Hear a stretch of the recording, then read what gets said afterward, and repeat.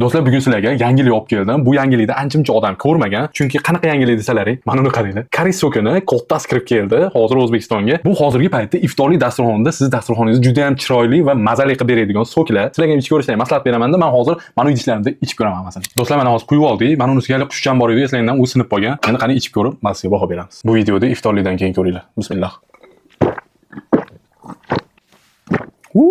Bu so'klar tabiiy 100% so'klar, umuman shakarsiz, sahri bor odamlar ham bemalol ichsa bo'ladi. Mango.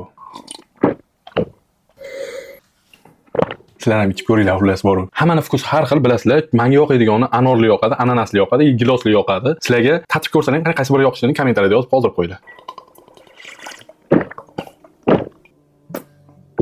100%ligini faqat tabiiy so'kni ichib ko'rgan odam biladi. Haqiqatda bu so'klarni qayerdan olaman desalaring, nomerlar qoldirib qo'yaman. Unga faqat dilerlar aloqaga chiqsin. Har bitta shaharga yoki har bir joylarga bemalol dilerligini olsalar bo'lar ekan. Buni har doim o'zim reklama qilib turibman. Ko'rayotgan bo'lsalaring, sizlarga bepul reklama bo'ladi. Aniq dilerlar savdolanib yuradi.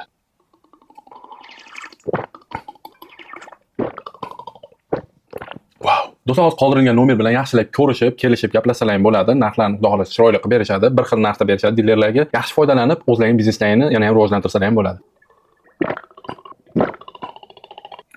Wow, ananasli ham vashi bomba. Koreys so'klardan agar ichib ko'rgan bo'lsangiz, kommentariyada yozib qoldingiz, sizga qaysi bir ta'mi yoqadi. Bu videoga like bosib qo'llab-quvvatlashni unutmanglar. Biznesmen diler do'stlaringizga jo'natib qo'yinglar. Dilerlar soqani qilsa bo'ladigan realning eng mazali so'klar.